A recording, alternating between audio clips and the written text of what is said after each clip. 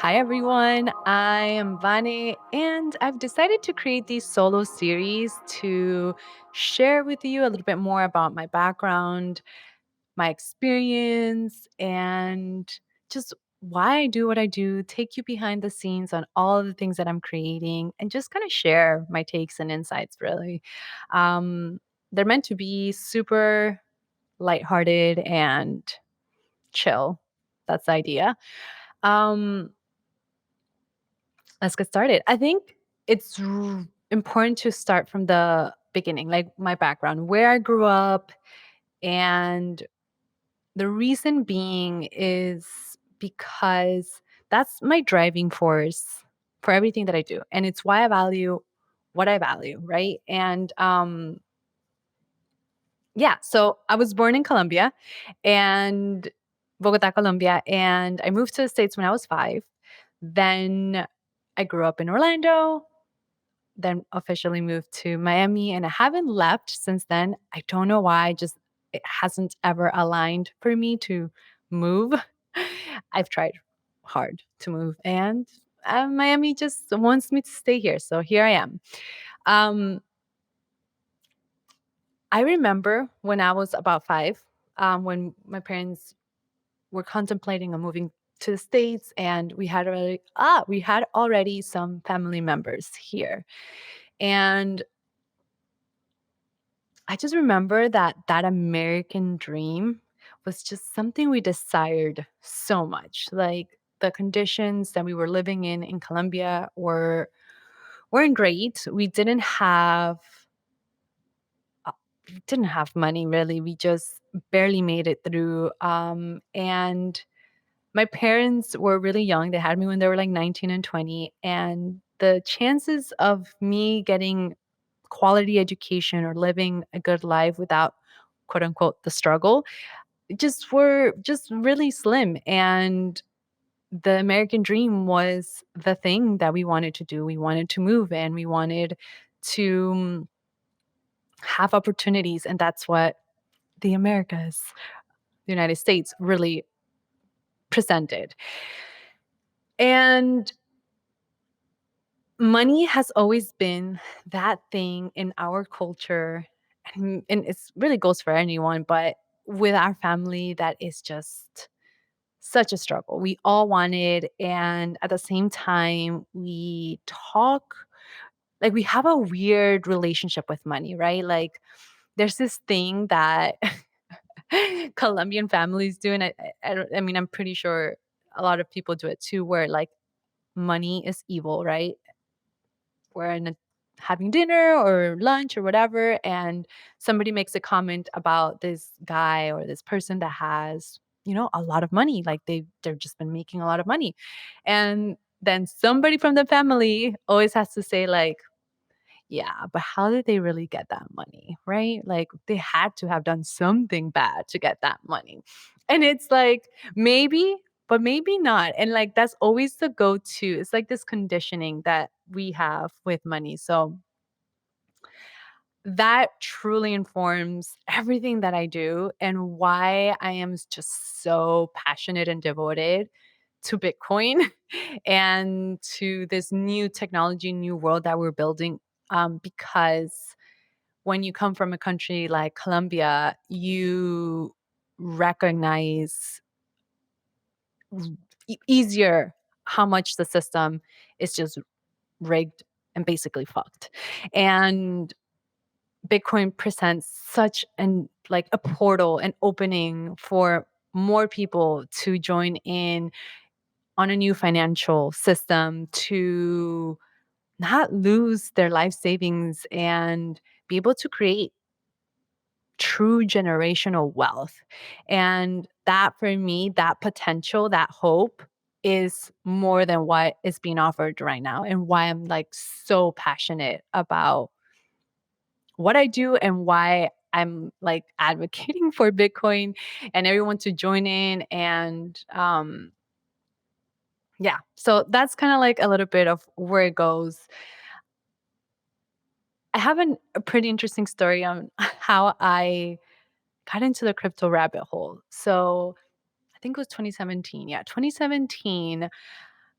My roommate at the time was deeply into Bitcoin and cryptocurrencies, and it was just the thing that he was in, and we have a group of friends, and he was just always talking about it, like, "You guys need to you guys need to get on it, learn about it, join."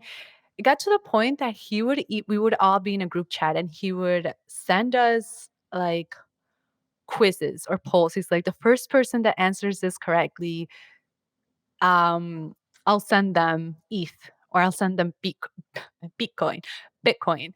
That's my accent coming out.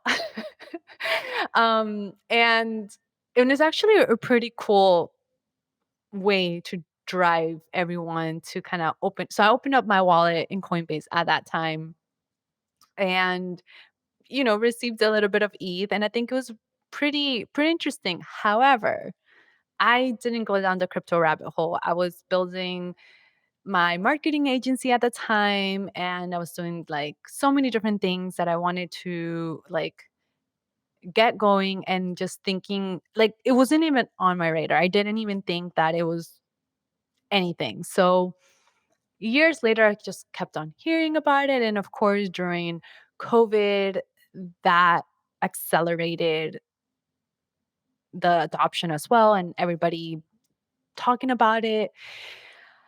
And then December 2020, a friend comes to a group of friend of ours and says, it's time. You guys need to get on it, and I have this plan.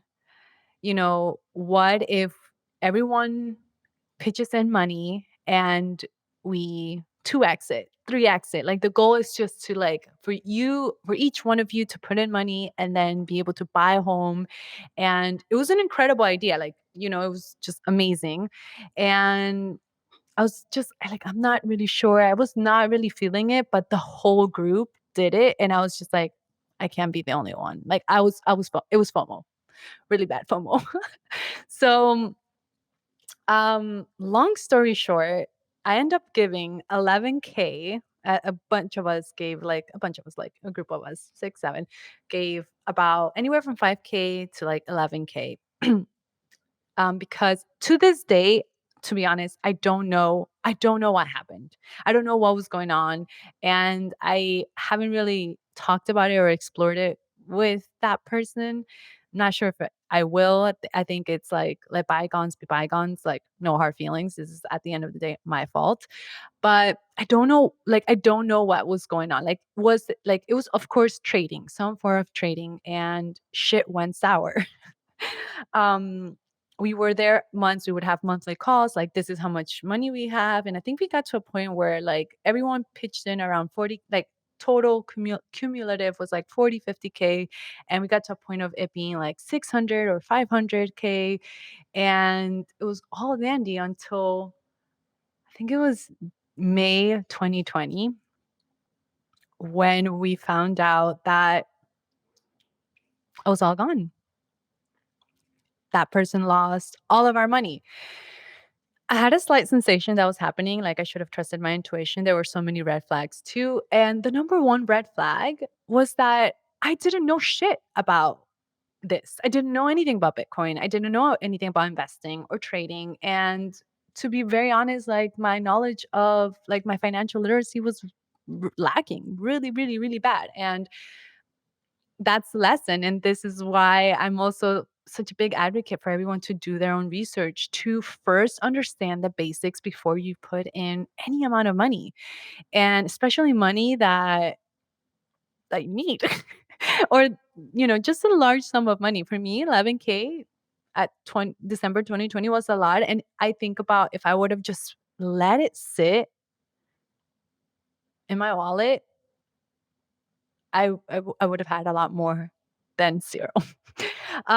So that's the lesson, and that's how I got into the crypto rabbit hole, because shortly after that, I it was just something that I'm not like, I can't allow like, I love the idea of making money of like, a new way, but I can't depend on somebody else, right?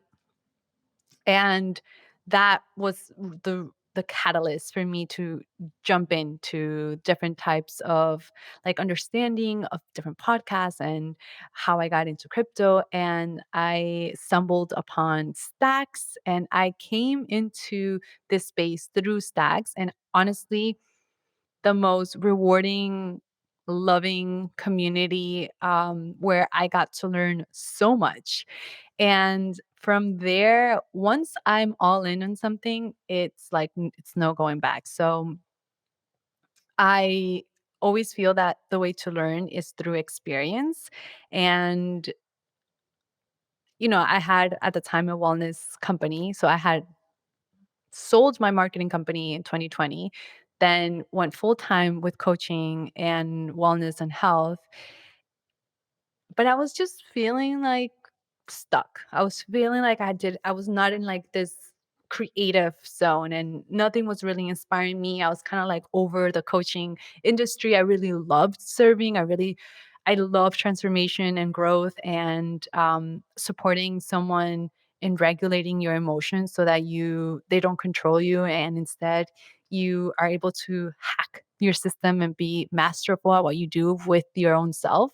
And that's still I love that, but I just was feeling dull. And my boyfriend said, "Hey, they're hiring for moderators for this NFT project." And I'm like, "Okay, like I'm just going to look into it." And I was just like, "What do I have to lose? Nothing." And the NFT project on Stacks was Crash Punks, and I saw the opportunity. I read on Grace, and when I went to her page, I was just like, "Yes, yes, I wanna, like, apply and be able to work," not only because she's also, from what I read at the time, was really into mindfulness, and I felt a connection there. So I applied, and Grace opened up that door for me, and since then, it's been nothing but, like, exponential growth and yeah, just exponential growth and so many opportunities because of that. So, a huge shout out to Grace for giving me the opportunity. I've always had experience in marketing and building communities and fostering relationships. Like that's been natural and part of my job, but not in Web3 and not how to manage a Discord. Like that was certainly something like I've used Discord before, but not really to manage a community. So I I was moderator, then I did a bit of partnership work for them and created content on Twitter along with everybody else on the team. I was there through the entire mint process, which was a wild experience. So much to learn from, and just Grace and Trevor really offering up so much insight and opportunity and learnings. Really, it was an incredible space to be in. And then because of that, I was connected with Will because Will was also helping there and is why I got the grand ambassador position. And since then, I've just been fully into what I do. So that's kind of like, that's a lot, but hopefully you guys enjoyed it and it inspires you. And yeah, just you connect with it in some way, shape, or form. Um, the last thing that I really want to just close off with is just sharing a little bit on Unraveling Crypto, the podcast. And based on everything that I shared, I really felt the lack of diversity and inclusion in Web3. And it would be such a shame for us to create a new financial world that doesn't include more women, more underrepresented groups, and I just couldn't sit idly by. And I'm like, I have a whole community of wellness and of powerful, powerful women that I absolutely love that have their own business, that are creating wealth for themselves. And they have no idea that there's this whole other world. And I need to be the bridge for them. So Unraveling Crypto essentially became that platform or that bridge from Web 2 to Bitcoin and Web 3. And It's about highlighting different leaders, of course, more women, highlighting women that are already in the space that are trailblazers, pioneers, and moving the needle, but also in general, all of the allies. Like there's so many, like there's men out there that are so supportive that I want us to grow. And I wanted to highlight those people because it's just the way to captivate and onboard more humans onto Bitcoin and stacks and Web3. So the idea of creating podcasts had been with me for 2 years, not necessarily this, I was gonna do something else, until I went to Bitcoin Unleashed. Um, I don't know when it was it March? I think March 2022 of this year, and I was just sitting there and listening to all of these speakers, and I was just so fascinated. I'm like, "Yes, I believe in all of this," and that's when the idea came, like, "Hey, it's time to you're not an expert, clearly, you're not an expert, but you know more than the people there's some people, and you can be a bridge. It's not like you're claiming to be an expert because the reality was imposter syndrome really came through after I made that decision. And I was just like, who am I to be creating this? Like, I don't really know anything. I've only been in the space less than, I think at the time, 7 months. And just a lot of doubt came in. And thankfully, I was surrounded by incredible humans that reminded me that it's not about perfection, and that reminded me of really like what we're capable of and not to be afraid and to continue and to iterate. Nothing's going to be ever perfect. So March, and then I launched it June 10th.